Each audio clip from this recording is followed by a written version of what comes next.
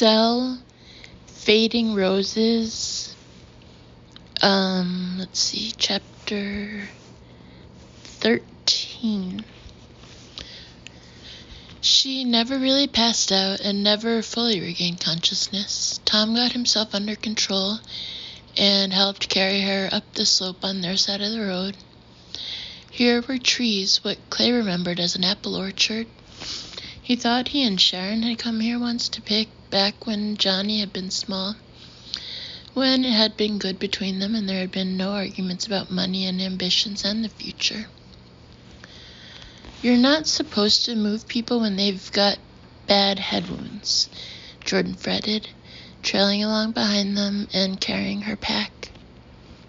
That's nothing we have to worry about, Clay said. She can't live, Jordan, not like she is. I don't think even a hospital could do much for her. He saw Jordan's face begin to crumple. There wasn't a flight for that. I'm sorry. They laid her on the grass. Tom tried to give her water from a Poland Spring bottle with a nipple end, and she actually took some. Jordan gave her the sneaker, the baby Nike, and she took that too, squeezing it, leaving smears of blood on it. Then they waited for her to die. They waited all that night. Chapter 14, she said, Daddy told me I could have the rest, so don't blame me. That was around 11 o'clock. She lay with her head on Tom's pack, which he had stuffed with a motel blanket he'd taken from the Sweet Valley Inn. That had been on the outskirts of Methuen, in what now seemed like another life, a better life, actually. The pack was already soaked with blood. Her one remaining eye stared up at the stars. Her left hand lay open on the grass beside her.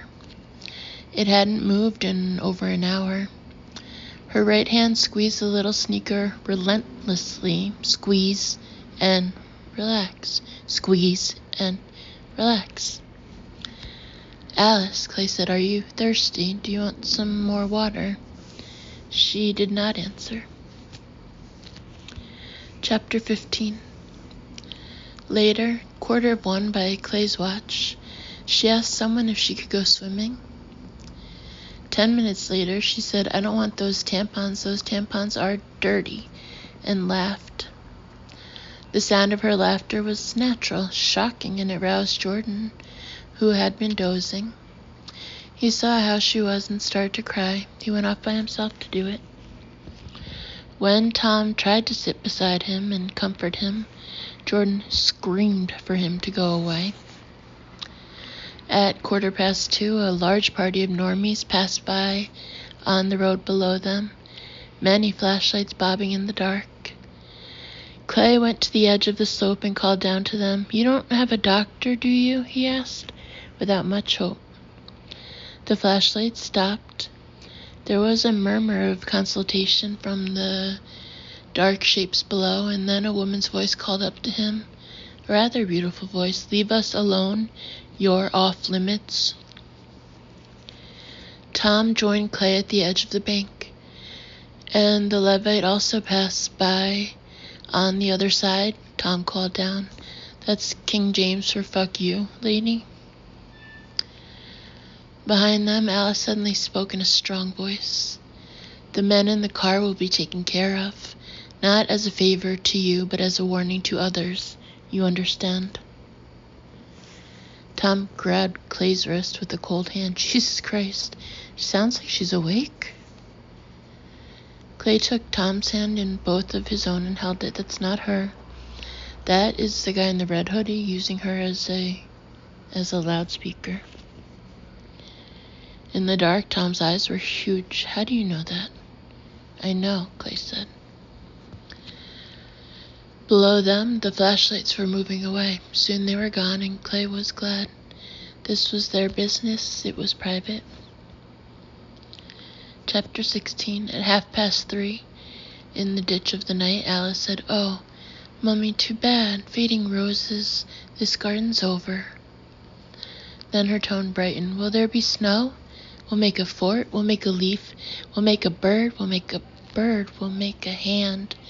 We'll make a blue one. She trailed off, looking up at stars that turned on the night like a clock. The night was cold. They had bundled her up. Every breath she exhaled came out in white vapor. The bleeding had finally stopped. Jordan sat next to her, petting her left hand, the one that was already dead, and waiting for the rest of her to catch up. "Play this slinky one I like," she said, "the one by Hall & Oates." Chapter 17. At 20 to 5, she said, "It's the loveliest dress ever." They were all gathered around her. Clay had said he thought she was going. "What color, Alice?" Clay asked, not expecting an answer, but she did answer. "Green." "Where will you wear it?" "The ladies come to the table," she said. Her hand still squeezed the sneaker, but more slowly now. The blood on the side of her face had dried to an enamel glaze. "The ladies come to the table. The ladies come to the table. Mr. Riccardi stays at his post, and the ladies come to the table." "That's right, dear," Tom said softly.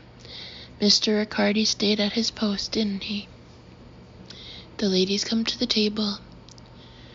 Her remaining eye turned to Clay, and for the second time she spoke in that other voice, one he had heard coming from his own mouth. Only 4 words this time. "Your son's with us." "You lie," Clay whispered. His fists were clenched, and he had to restrain himself from striking the dying girl. "You bastard, you lie." "The ladies come to the table, and we all have tea," Alice said. Chapter 18. The first line of light had begun to show in the east. Tom sat beside Clay and put a tentative hand on his arm. "If they read minds," he said, "they could have gotten the fact that you have a son and you're worried to death about him as easily as you'd look something up on Google. That guy could be using Alice to fuck with you." "I know that," Clay said. He knew something else. What she'd said in Harvard's voice was all too plausible. "You know what I keep thinking about?" Tom shook his head.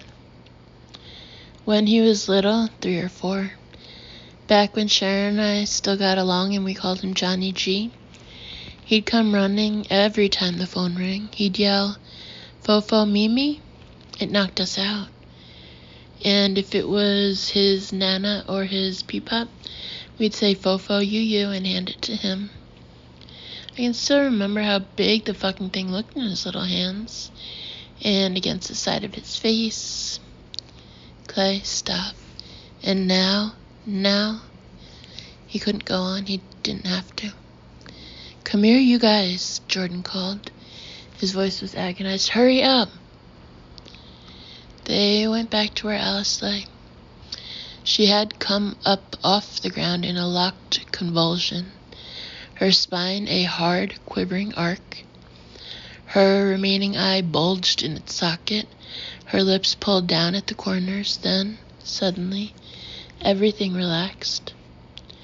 She spoke a name that had no meaning for them, "Henry," and squeezed the sneaker one final time. Then the fingers relaxed and it slipped free. There was a sigh and a final white cloud, very thin, from between her parted lips. Jordan looked from Clay to Tom and then back to Clay again. "Is she?" "Yes," Clay said. Jordan burst into tears. Clay allowed Alice another few seconds to look at the paling stars, then used the heel of his hand to close her eye. Chapter 19. There was a farmhouse not far from the orchard. They found shovels in one of the sheds and buried her under an apple tree, with the little sneaker in her hand. It was, they agreed, what she would have wanted. At Jordan's request, Tom once more recited Psalm 40, although this time he had difficulty finishing. They each told one thing they remembered about Alice. During this part of the impromptu service, a flock of phone people, a small one, passed north of them. They were noticed but not bothered. This did not surprise Clay in the slightest. They were insane, not to be touched, as he was sure Gunner and Harold would learn to their sorrow. They slept away most of the daylight hours in the farmhouse, then moved on to Kent Pond. Clay no longer really expected to find his son there, but he hadn't given up hope of finding word of Johnny or perhaps Sharon. Just to know she was alive might lift a little of the sorrow he now felt, a feeling so heavy that it seemed to weigh him down like a clock lined with lead.